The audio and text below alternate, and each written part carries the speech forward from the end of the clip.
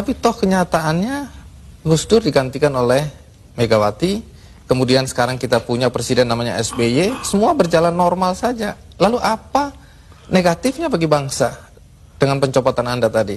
Bukan soal bangsa, ini soal hukum. Saya dilengsarkan secara politis. Secara hukum belum pernah dibuktikan saya bersalah. Yang bersalah bahkan pansusnya DPR yang dipimpin oleh sekarang Menteri Sosial Bakhtiar Hamzah. Yaitu menurut undang-undang pansus-pansus itu harus tutup pintu supaya nggak didengar orang dari luar. Tapi oleh Bakhtiar Hamzah dibuka 10 cm, di situ berjejer-jejerlah tipnya wartawan. Nah kan, waduh, semua yang ada dalam sidang diketahui dunia luar.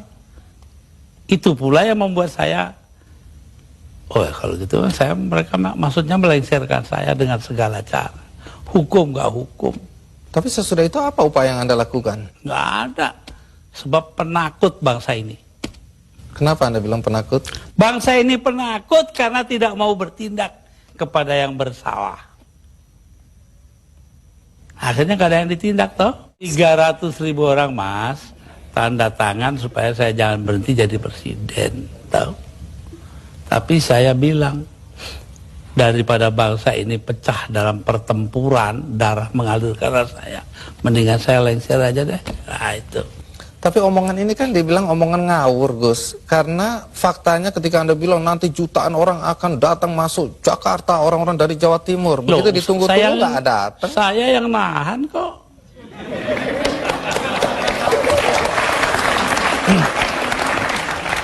Jadi kalau nggak ditahan sama Gus Dur, datanglah beneran itu ya? Bukan begitu, artinya tetap saja kebenaran kita pertahankan. Tapi sikap kita itu jangan sampai bangsa ini perang saudara. Dan itu pengorbanan Anda? Ya bagi saya bukan korban, biasa aja. Nah, satu pemandangan yang kurang elok, Gus. Anda keluar memakai celana pendek dan kaos oblong. Banyak orang bilang itu tidak pantas sebagai presiden Anda tampil seperti itu. Mengapa Anda tampil seperti itu? Lah ya itu supaya saya nggak dianggap presiden. Terus manfaatnya apa dengan dianggap tidak sebagai presiden? Loh, orang dingin hatinya, nggak jadi marah. Tapi Gus Dur, dalam upaya mencopot Anda, siapa orang yang paling bertanggung jawab atas pencopotan tersebut menurut Anda? 2. Siapa? Amin Rais dan Megawati. Mengapa? Hah? Tanya sana dong, gue tanya.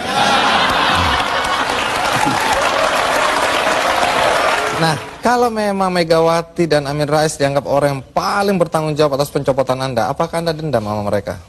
Lah, ngapain dendam sama Amin?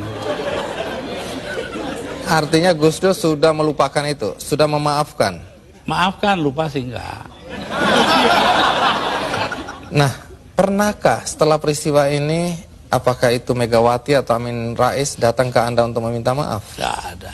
Mereka merasa dirinya benar, ya sudah. Besok-besok akan terbukti oleh bangsa ini sendiri kok. Pernyataan ini agak bertentangan dengan kenyataan bahwa kelihatannya Gus Dur sama Pak Amin Rais sama Ibu Megawati akur-akur aja, rukun-rukun aja. Saya di dunia ini yang pantas pemimpin di Indonesia ya, yang pantas jadi musuh saya cuma satu, Mas. Siapa itu? Pak Harto. Artinya tapi apa itu pun saya di raya masih ke sana. Masih jadi teman baik saya. Artinya apa itu? Artinya saya nggak punya musuh dong di Indonesia.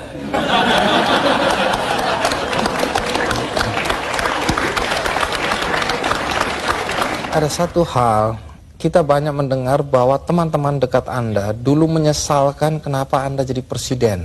Anda sebenarnya lebih layak menjadi guru bangsa, nggak usah ikut campur dalam perpolitikan yang nggak jelas itu. Saya diperintah oleh 5 orang sesepuh saya.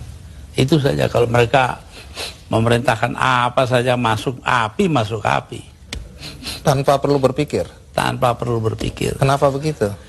Loh, selain sesepuh saya itu ini orang pesantren disuruh nurut orang tua. Itu nggak bisa ditawar itu, Gus? Nggak bisa ditawar.